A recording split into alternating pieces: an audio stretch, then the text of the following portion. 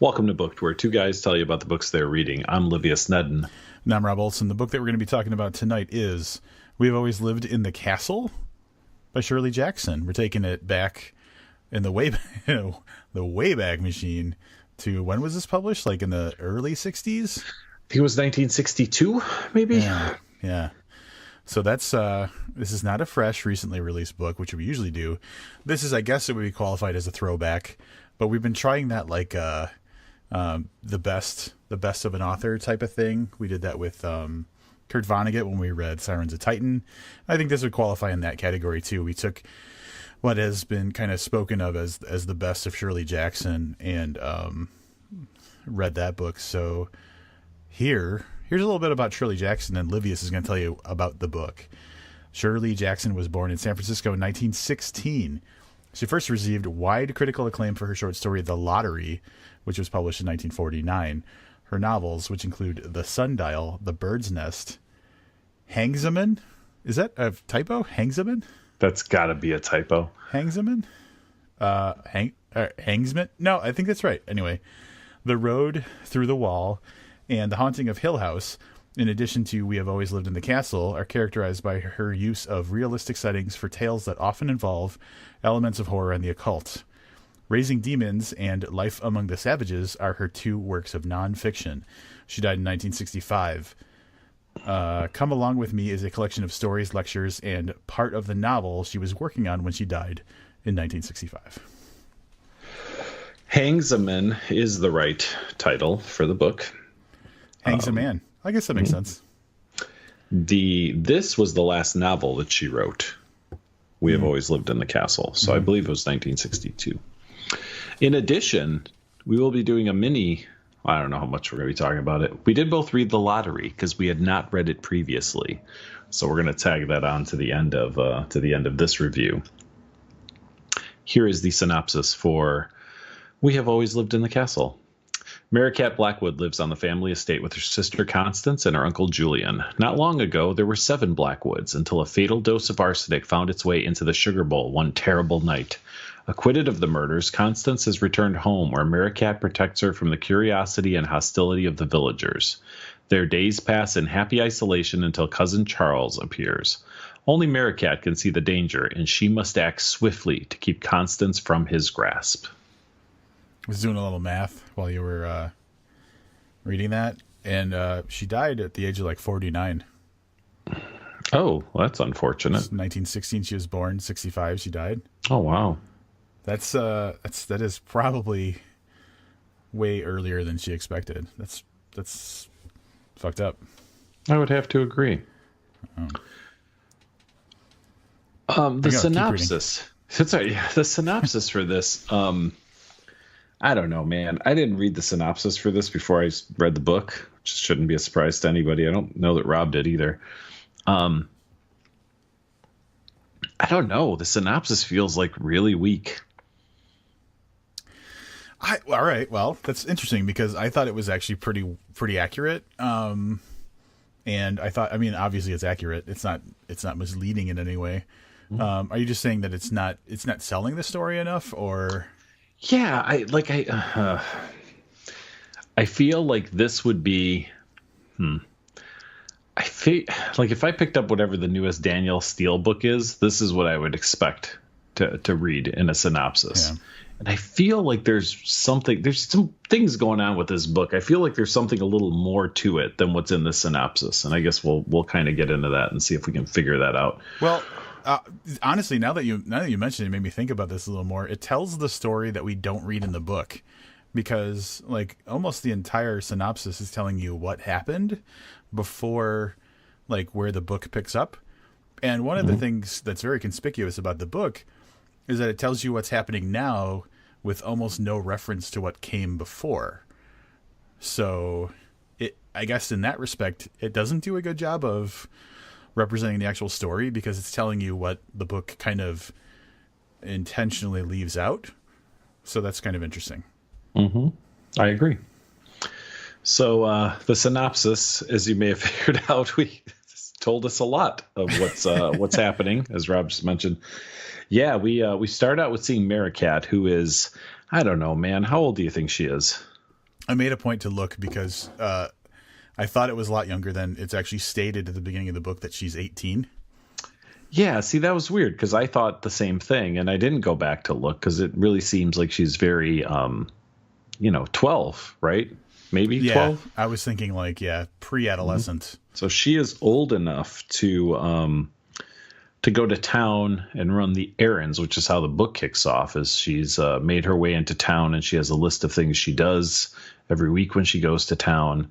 And we start to see the anxiety that she has because of how people treat her or don't treat her, or whatever the case is. So very early on in the book, you're clued in to the fact that the townspeople don't really like the Blackwoods. Yeah, and it early on represents a very obvious disconnect from reality with the character of Meerkat because like her anxiety is obviously very real, and it's just based on the way that she thinks, what she's thinking about when she's interacting with the townspeople, or even just like thinking about how she will have to go walk past them on her path or something like that. It's very real, but at the same time, she like gamifies the process. Like she turns walking home into a board game, stuff that are very like is very childlike and whimsical in a way, but also like it's obvious that like because of the stress of the town not liking them, it's almost like a coping mechanism for her to get through what would be very stressful or I guess even scary for her. But early on, it demonstrates that like the way that Meerkat sees things is obviously not in step with the way that, maybe the townspeople would see things. Like she's got her own kind of take on the world. She does, and an interesting one at that. She's a very entertaining character. But yeah, pretty quickly she encounters a guy in town, and the story kind of starts to reveal itself. He's talking about, oh, I heard that you guys might be moving, and she's like, nope, we're not moving anywhere. And he's like, but really, you should move. That kind of thing.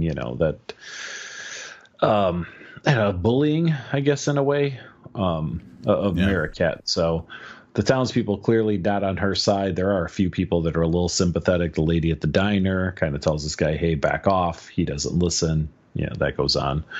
But then we're introduced to Constance Blackwood, who is her older sister. I believe she was 28.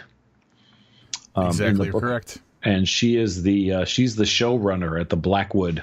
I don't know if mansion is the right word, but they live in a very big house on a pretty big parcel of land, and they're fairly well off.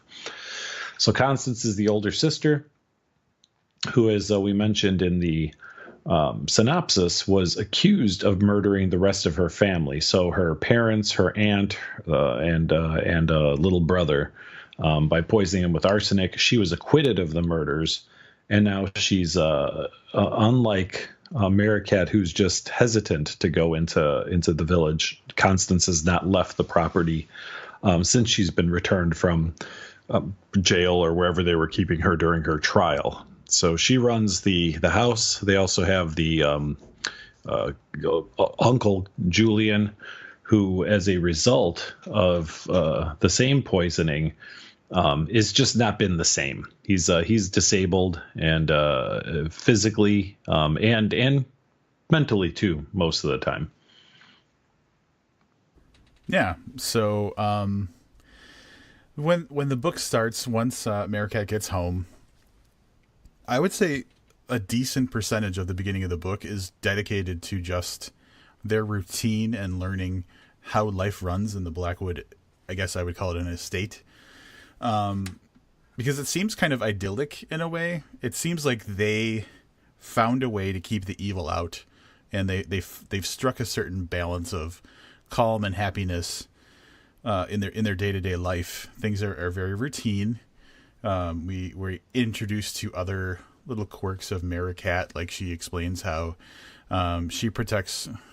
There's the physical definition of the land, which is they have a fence that is, kind of fenced in their entire property that used to be open for people to kind of use as a shortcut that they fenced off. And now Meerkat has gone to the lengths of burying, you know, I would say it, but like burying like significant items in the ground, or like nailing them to a tree as a way to like bolster the protection of the land, which again is why she reads as such a young character, even though she's supposed to be 18. This is something that like I would imagine a 9-year-old would feel confident with, not necessarily someone that's twice that age. For sure. I mean, recurring throughout the book is her desire to live on the moon, which she has made into, an Eden of sorts that her and her sister and her cat Jonas and Uncle Julian could move to. And there would always be warm. And, Jonas would always have, mice to chase or whatever it is. Like she repeatedly throughout the book mentions this desire to go live this utopian existence on the moon. Which is endearing, although very, very repetitive through the course of the book. And so yeah, she never once says anything about the moon landing be a hoax. Oh, it was written before the moon landing. It was before the alleged moon landing. My bad. Come on, I threw an alleged and moon landing. Hope you not love that. Oh, it's good. Yeah. So yeah, it's a slice of life. Is what you could call a good portion of this book until Cousin Charles shows up. Now, I mean, you saw the whole thing coming with Cousin Charles, right? Like the second he set foot in the door, he was trouble from like he was trouble. One. Yeah. He's trying to get some money.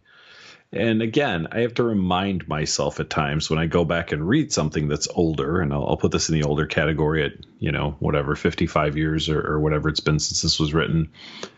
I was like, oh, this seems so predictable and so whatever. But I don't know at what point, this type of story originated. So I had to remind myself. It's like when I read Carmilla. I don't remember if we talked about this on the podcast. I read Carmilla, which was, the one that came out before Dracula. And I had to keep reminding myself that, no, this isn't tropey. This started the tropes. Is the trope, this is, like... And I kind of felt like there might have been a little bit of that going on here, too, but I'm not sure. Charles shows up and essentially tries to very quickly insinuate himself in the family and help make decisions and essentially get to the money is what he wants, because the Blackwood sisters have a lot of money and it is all in a safe, locked safely away. Yeah, and so... him arriving emphasizes a little bit of that disconnect from reality as well, because it is very obvious throughout that they don't care about material things very much. Like they know they've got money to go to the grocery store and pick up, their groceries that they don't grow in their gardens and stuff like that. But they just don't really fit well to normal society, and so like things that this cousin Charles would find to be very valuable, because in a conventional like modern sense they would be, they don't really care about. And so the more he inserts his like materialistic influence on the house, the stronger the contrast becomes of like how these women are just happy living the life. The thing that's valuable to them is each other and the fact that they get to spend time together and not much else. So it's an interesting contrast. And it, to me, the effect that it had on me was I felt so much stronger in favor of Maricat and Constance, because they had a life that was kind of untangled from like the complexities of the modern world. And Charles came in and he started changing them in a very negative way very quickly. And I think it amplified the fact that I didn't like him. Oh, for sure. For sure. Yeah. And it's weird because there was like the reminders too, like a car would pull up and the way they live felt like it predated vehicles. Yeah. Like there was no place in their world for that type of thing. Right. Yeah. So, they'd be like a car pulled up and I'd be like, oh shit. Yeah, there's cars in this, but you would get wrapped up in their day-to-day life and not even think about, there was no sense of any type of modern, like they had electricity, but beyond that, I mean, there's no mention of a phone, a radio, anything that you would equate to, like when you watch something that takes place, we'll assume it that this book maybe was taking place in 1962 when it was being written. There's always the family is huddled around the radio, or there's kids playing their loud rock and roll music, or you know what I mean? All those things are the times. And it was easy to forget that this book was set in the 60s. Yeah, it could based on the Blackwood. In the 1800s, easily. Right, yeah. And then they just would have changed car to coach, right? That would have been the difference. Like, they heard a horse pulling up to the front of their home. So I know this book's 55 years old. I don't want to spoil it for anybody. So, I mean, we're probably going to have to kind of maybe recap the story a little bit. So we mentioned, like, very absent from what we've talked about is the death of the rest of the family, right? We're like, oh, yeah, they were poisoned and acquitted. So clearly we're going to see some resolution on that through the course of the story. I don't think that's a secret to anybody. A lot of what we see in that is through the eyes of Uncle Julian, who's compiling a book about what happened that night.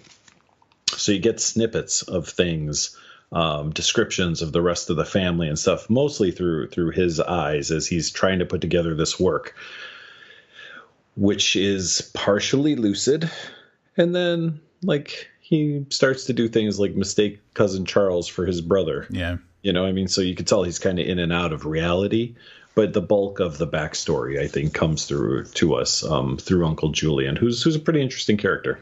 A brilliant stroke of exposition, I think, making him write a book about what happened, because you basically create a character that dwells on talking about the thing that the book won't talk about, which opens the door for like little hints and clues to roll out. So, like, I mean, it's obvious that, this Uncle Julian is for the most part an expositional character, but in a way that, like, you just can't even hold against the book because it works so well. And he also introduces, like, slivers of doubt of what's going on, and one of the best ones. See, I don't know if we could talk about. I know exactly what you're talking about. And yeah, exactly. That's the thing. It's one of those things where you're going along and you're chugging along and you think you know what's going on, and then this little nugget is introduced, and it makes you basically flip back through the whole book in your mind and think, wait, did I miss something? Is that really what happened? And you're trying to tie the pieces together. So in addition to providing exposition and showing us what happened in the backstory, he introduces enough confusing shit where you're like, oh no, did I get this all the way wrong? Which compels you to continue reading, which I thought was very, very good. Yeah. I don't think we're going to do a spoiler talk for this. No, I don't think we can. Yeah. So Rob and I will probably have to spoil things to one another that he'll have to cleverly edit out.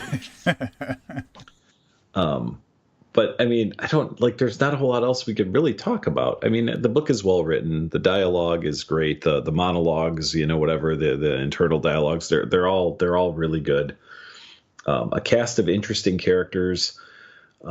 The Blackwood family, so Constance, Mary Cat, and Julian are all three tremendous characters. Charles is exactly, what you want him to be, the heel, right? Like I said, there's nobody who's looking at Charles going, well, I get it. No, like he's just designed to be, the black hat of this story. Yeah. And then you've got a little bit of a stream of locals too that get involved in ways kind of throughout the story. And really, it covers a little chunk of the Blackwood women's lives, while filling in this kind of great backstory. So, yeah. I guess one of the things that I thought was great about the way that the book plays out is that at least I was, and I'm assuming Livius, you'll probably feel similarly, is very charmed by Mary Cat and Constance at the beginning of the book. I just liked their simple family happy coexistence thing that they had going on with Jonas the cat taking care of Uncle Julian. They had this nice method, like every Tuesday they did this and every Thursday they did this, and it was just a happy home life, and it's very charmed by that. But then, like, I'm sure over the decades as this book has been read and stuff like that, it's probably been studied and discussed in college courses and stuff like that, because, like, the character of Constance is very conspicuously, like, built in a way where her kind of adherence to her, like, her structure of what a day looks like is probably hiding the fact that like she's so traumatized by what happened to her family and things like that. So there's a lot of depth that you can dig into with the individual characters, and the way they act is a reaction to this trauma, or their knowledge of what happened, or whatever it happens to be. There's a lot more filling to the character than probably what we're doing justice, I guess is what I'm trying to say. Oh, for sure. Yeah. And I mean, not just Constance, I think Maricat too. I think a lot of the things that she does are in some ways related to, losing her parents and her brother in such a terrible way. Yeah. So, yeah. That's it, man. That's it. That's all we're going to talk about. We can't do anything else with this story. I do want to say, and again, I'm going to go and, I'm going to keep it spoiler free. Rob's going to understand what I'm talking about. Something really weird happened. I was enjoying this story. I was like, oh, this is really kind of a light, whatever, yeah, all right, this cousin's here trying to hook up with Constance, get the money. Yeah, all right. Yeah. Blah, blah.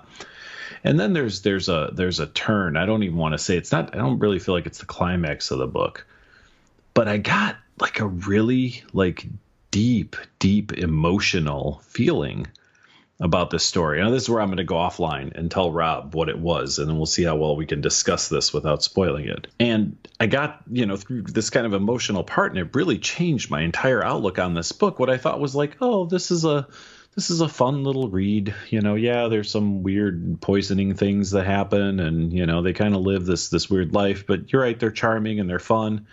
And then like the hammer dropped for me, and this turned into a really deep book. And when you were talking about, their habits and whatever correlating to the loss of their family, I thought, yeah, I guess that makes sense. I didn't really think about it that much, but that portion really affected me and kind of made me see this depth into the characters in relation to how, this tragedy that they had suffered together.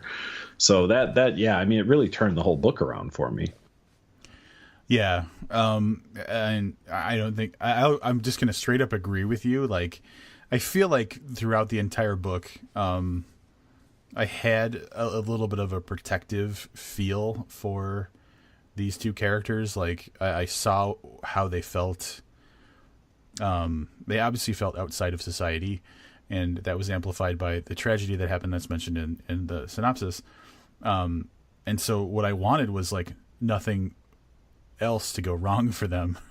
And the book is obviously stacked against that, that inevitability. So, I felt the same way. There was a big emotional thing for me of, I just want them to live that life that they're enjoying.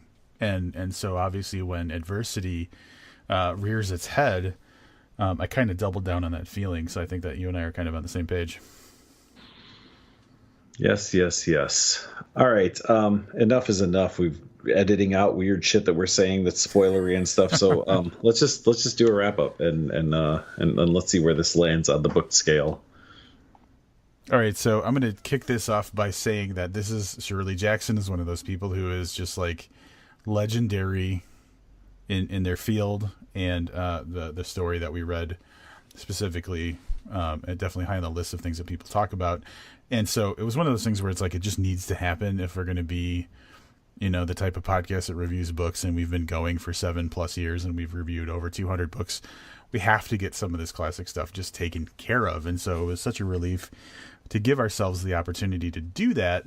And this is my first real Shirley Jackson reading experience. We talked about the TV adaptation of The Haunting of Hill House, which I would still love to read that book, but this is the first time reading anything, shameful as it is to say. The story's fucking great. I can see how, this is a person who was doing a lot of her writing between the 40s and I'm guessing late 50s, early 60s, and I can see how this very easily could have influenced generations of writing afterwards. But the thing that I think is so great about the way the story is told is that it is not overtly supernatural in any way. And I don't want to use the like a definitive on that because like it could be spoilery one way or the other, because you're supposed to think this is kind of a how did not necessarily a haunted house, but like a horror story of some kind. So supernatural elements could exist, but it is just looking at the horror or like the scariness of like mundane life. And that always has such a bigger effect on me than if it's like the jump scare ghost crawling weird on the floor kind of stuff you see in movies nowadays. And so,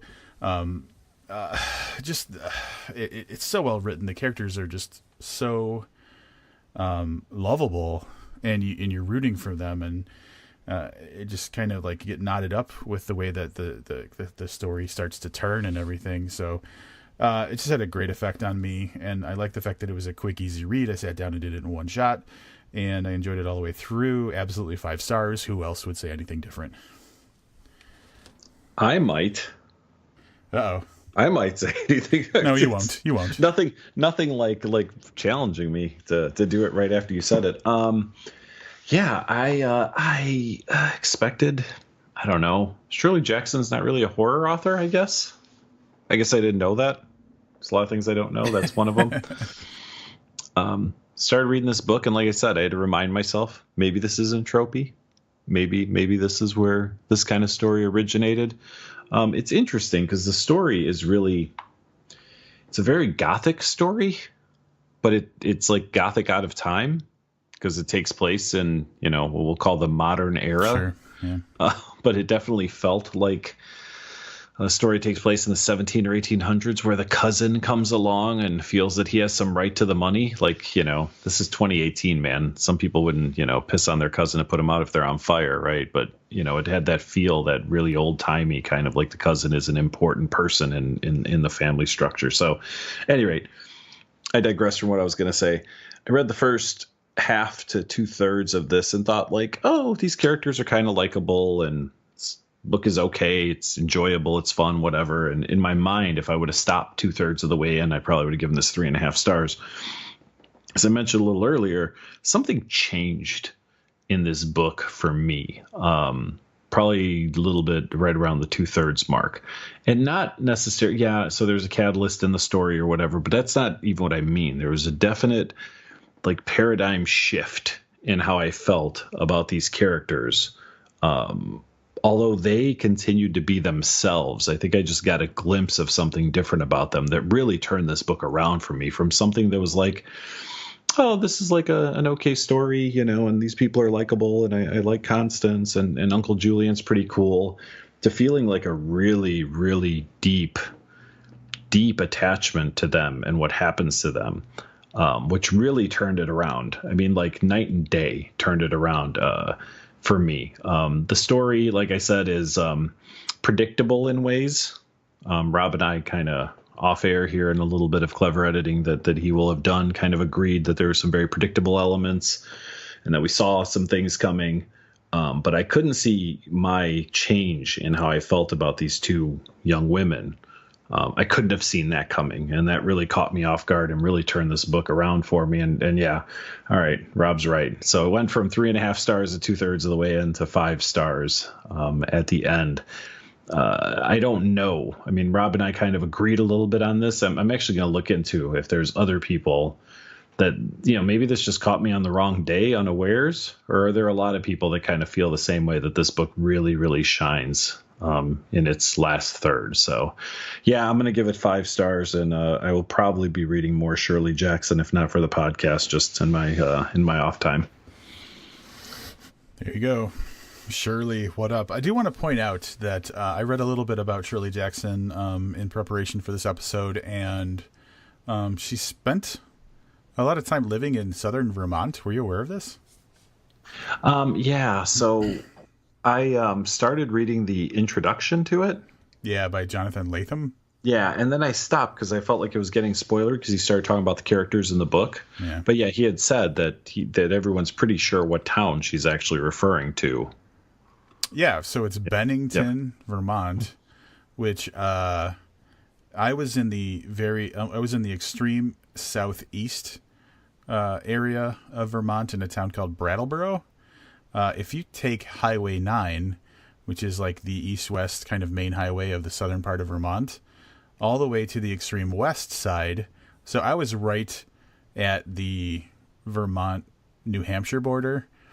Bennington is essentially at the Vermont-New York state border, right along at Route 9. So I would basically drive through Bennington, Vermont, every time I would leave Vermont to go back to Chicago or come back from Chicago to Vermont. I was going through the town that is heavily implied in the introduction that this book took place in. So I've been through there dozens of times, and I really wish that I knew that. I didn't read the introduction until after I read the book.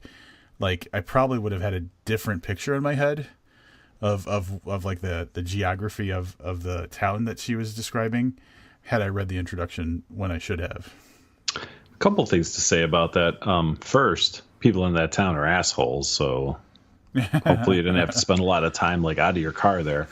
Second, I love how you talk about the extreme sides of Vermont, because Vermont is the 45th largest state, which really makes it like the fifth smallest state. So the way you made it sound, like all the way across Vermont, it struck me as odd. Like driving from Brattleboro to Bennington is probably like driving from my apartment to like the Loop in Chicago. Yeah. But like I literally was on the border of Vermont and New Hampshire, so that's why I would use the word extreme.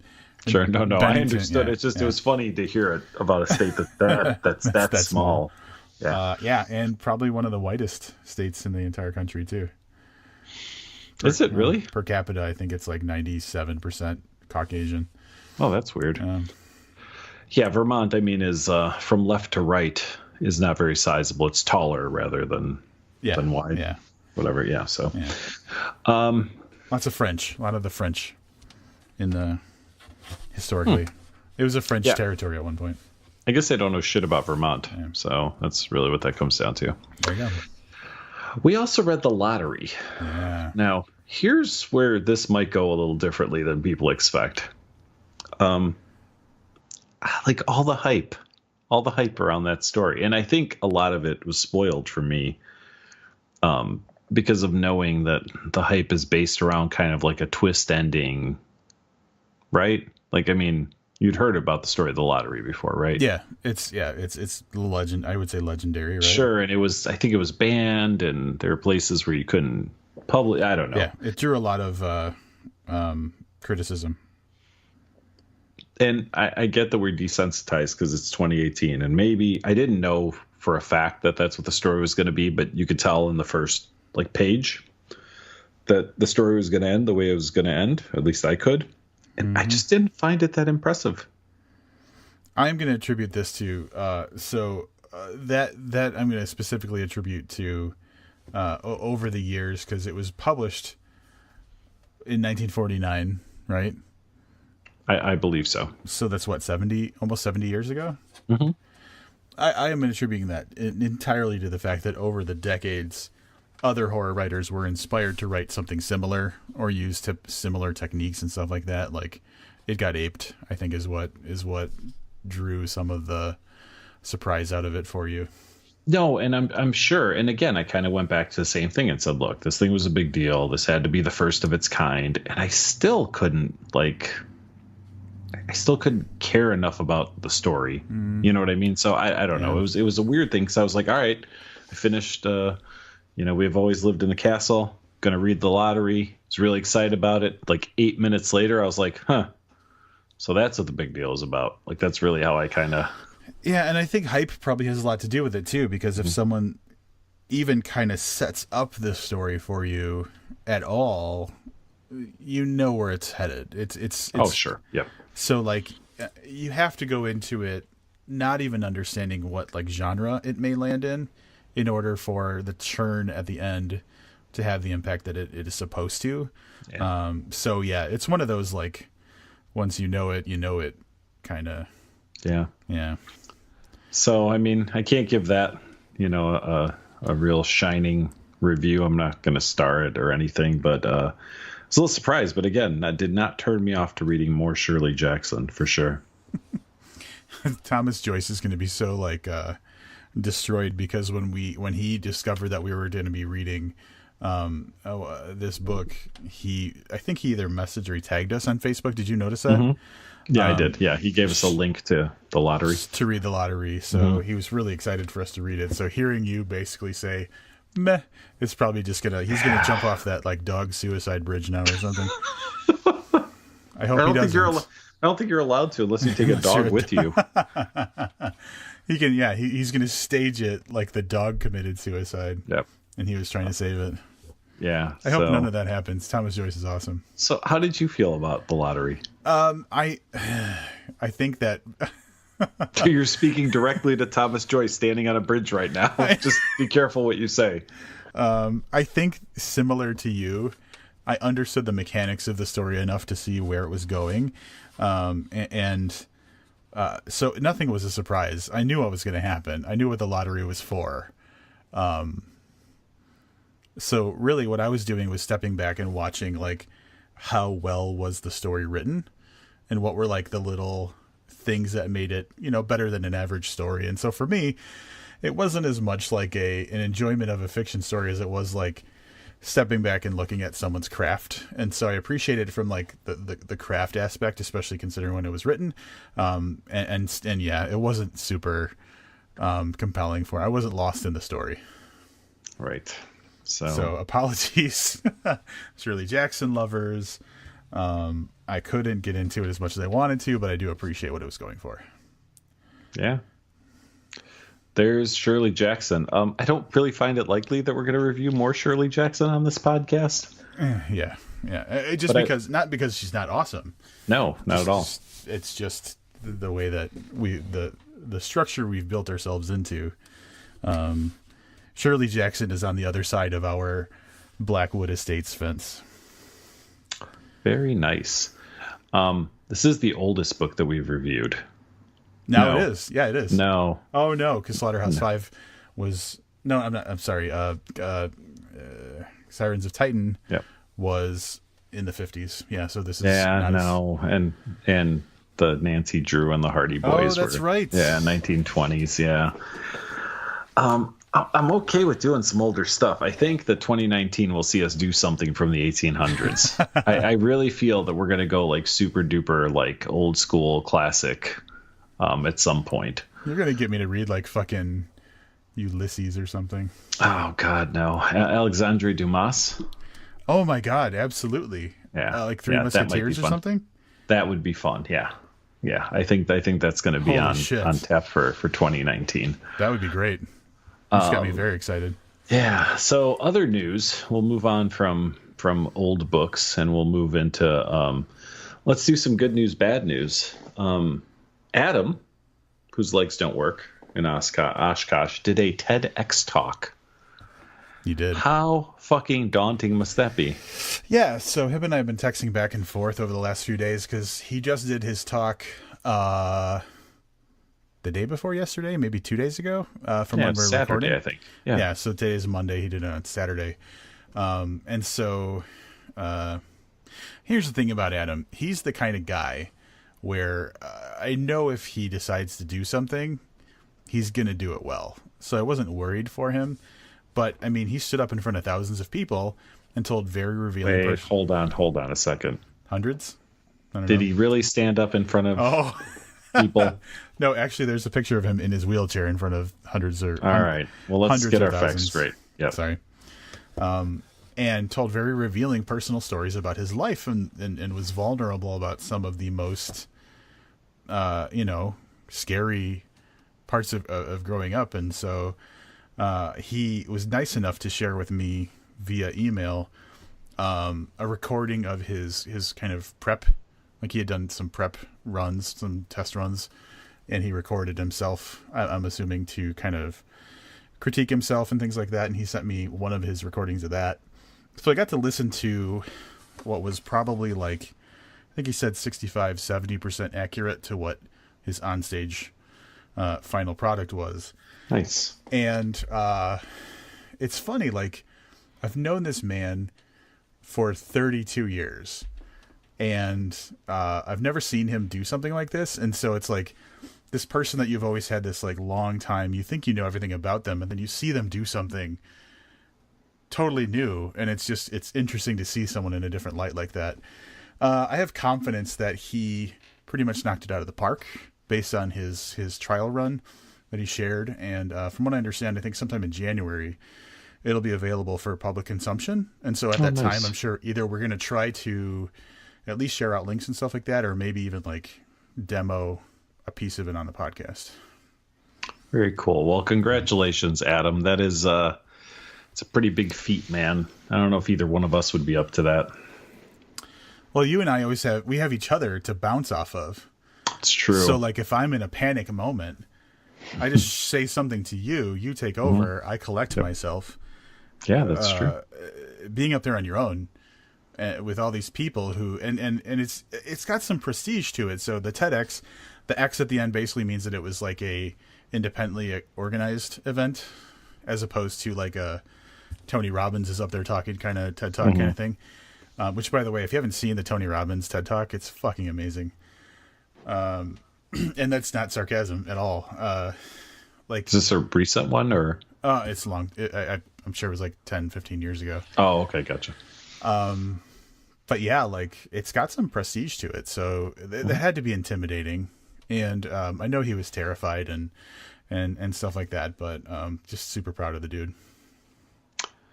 Well, I look forward to hearing it sometime in January for sure. Yeah. Didn't mention me at all, which I was a little like, I mean, come on. Yeah. I mean, you'd want to name drop Adam when you do these kind of things. You always watch the big time people do it all the time. I fucking interviewed David Duchovny. What more come on. Right. So anyway, in much sadder news, Stan Lee died today, age 95. Yeah. I'm sure everybody knows who he is because he was in Mallrats. Yeah.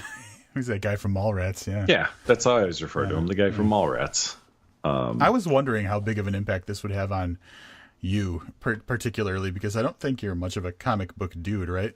No, I'm not. But as a kid, I mean, I grew up on Spider-Man and Iron Man and I mean, a variety of other characters that he wasn't involved with. So I understand the impact that he had. And I was sad. I mean, let's face it, the guy's 95 years old. Like, it's hard to be, like, heartbroken. This isn't, losing Shirley Jackson at 49 or whatever you figured out it was. Yeah. You know what I mean? Like, he's been on his way for a while now.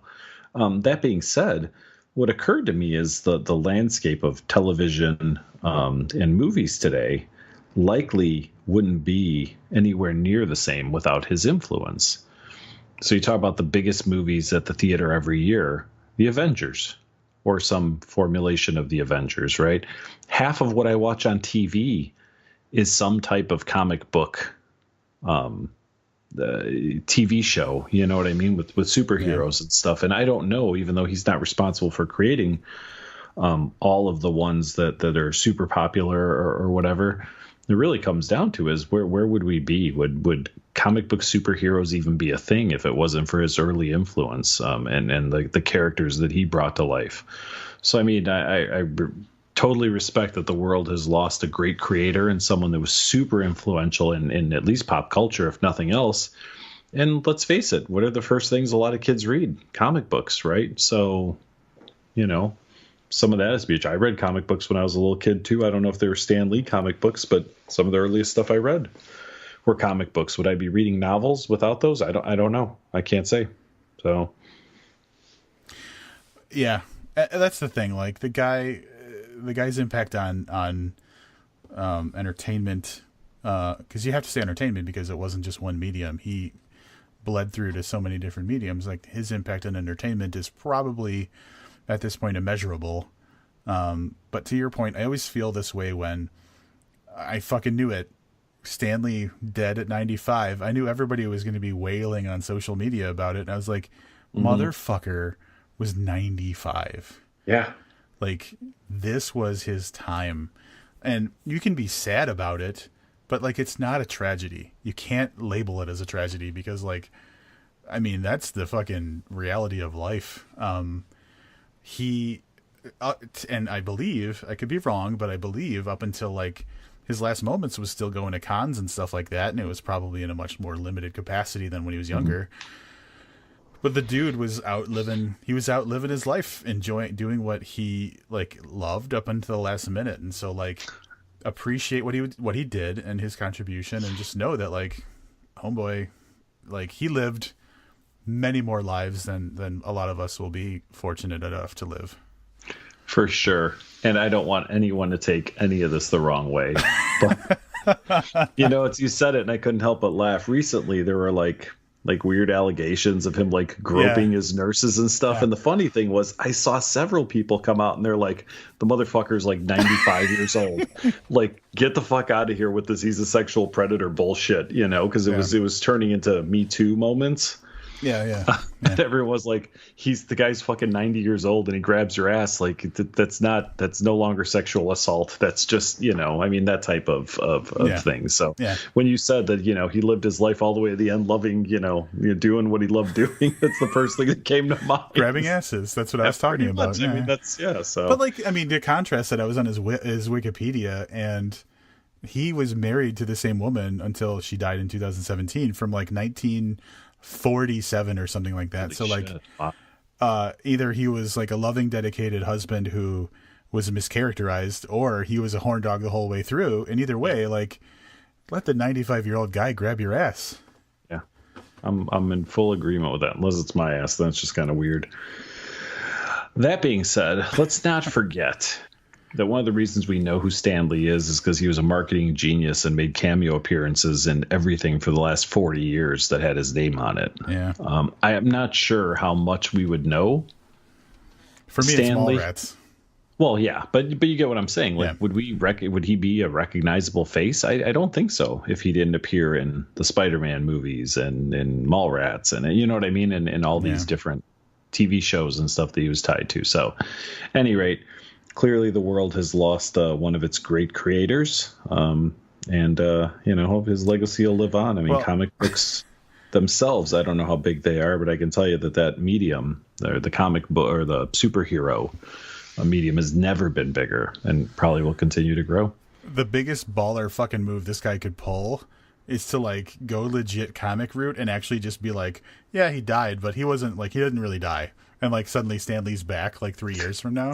Jesus, at 98. Like they just rewrite his stories. He's like still 98, but he's alive again. Yeah. That would be some baller shit. He'd be like, it was real all along, guys. Mm-hmm. Yeah, no shit. All right, let's hope that doesn't happen. That'd be really creepy. That'd be terrible. Super creepy. All right, back to us, man. So, how many books have we read this year now? So this is our 30th book, and it's a little it's tricky because we've reviewed 28 books, but we've read 30 because when we interviewed David Duchovny, we read 2 more of his books than we reviewed. I'm counting that shit. Yeah, for sure you should. We talked about him on the podcast, and we read them. So 9,352 pages. Rob, it is the middle of November. We have to get 750 pages in. It's going to happen. It's going to happen. All right. Well, we do have a book for next week, albeit it's a short book. We are going to be reviewing something. But first, did you want to mention, because there's a note here, I don't know if you wanted to address this. Well, and this is the thing. Like, I knew about this a week ago, probably, because that's when I put up the previous episode. I edited it and then I had to number it and post it and everything like that. So like when the Alice Isn't Dead episode was edited and posted, I was like, oh, this is episode 419. Our next episode is 420. Stoners are gonna care about that, and I won't. And so this is just a note. You probably already noticed if you're listening to this that you are listening to episode 420. How did we not get a stoner book for episode 420? What, name a stoner book? I don't know, man. Something Fear and Loathing in Las Vegas. All right, that is very drug heavy. I will give you that. I read it. It's not a good book. It's a. I was about to challenge you on that.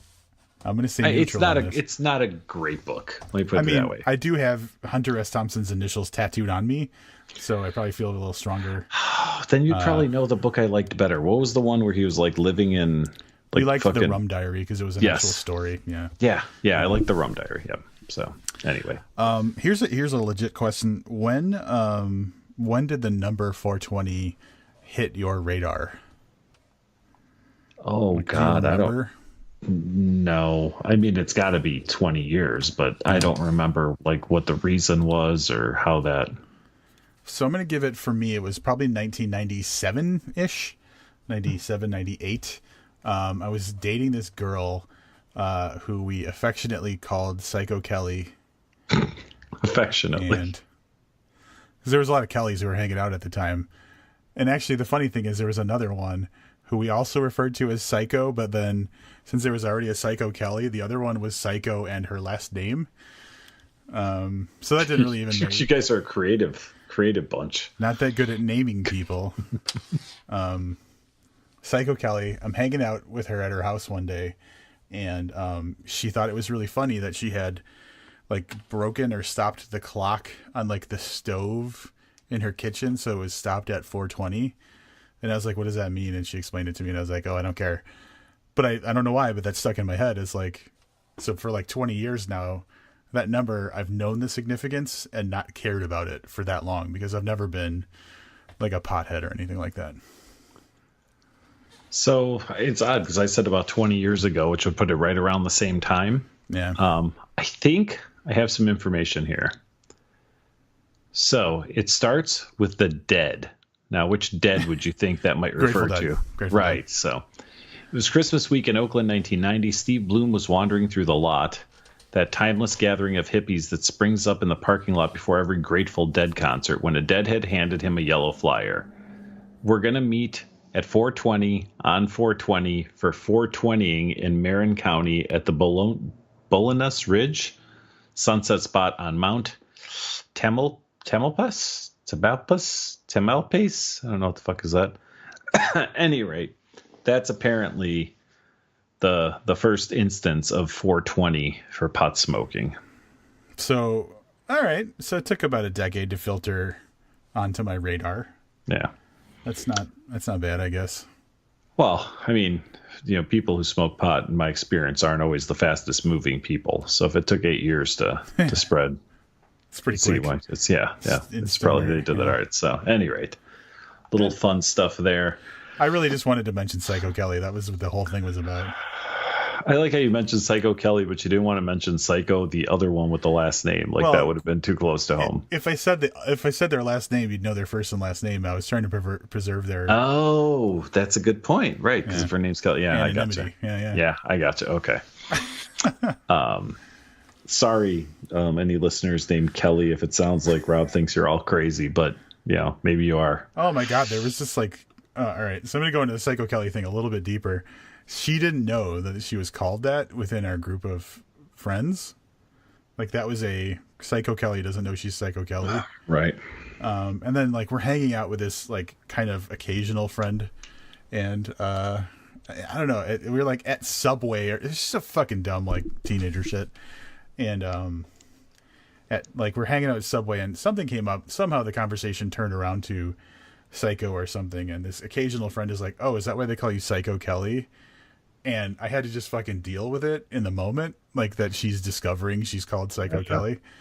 It was a little awkward, but you're at Subway, so, she likes the stoner stuff. She's at Subway. She got through it. She was fine. She just smoked more pot. Smoked a little weed, ate a sandwich. She was good. Next week, we're going to be reviewing In the House, in the Dark of the Woods by Laird Hunt. Whoa, it's not a Matt Bell book? It is not a Matt Bell book. What was that called? What was that book called? The House in the End of the Lake, in the lane. I don't know. This was sent to us for review. We're a little late on it, mostly because the book dropped while I was out of the country. And then we had some other things to do. At any rate, we're going to be doing that book next week. So that is a eerie, disturbing story of one of our perennial fascinations, witchcraft in colonial America, wrapped up in a lyrical novel of psychological suspense. So that's what's coming up next. More stories from Rob's teenage years, I'm sure. And who knows what else will pop up by next week. I love it. All right, that's going to wrap it up for this episode. Join us very soon for some more. Until then, I'm Rob Olson. And I'm Livius Ned, and keep reading.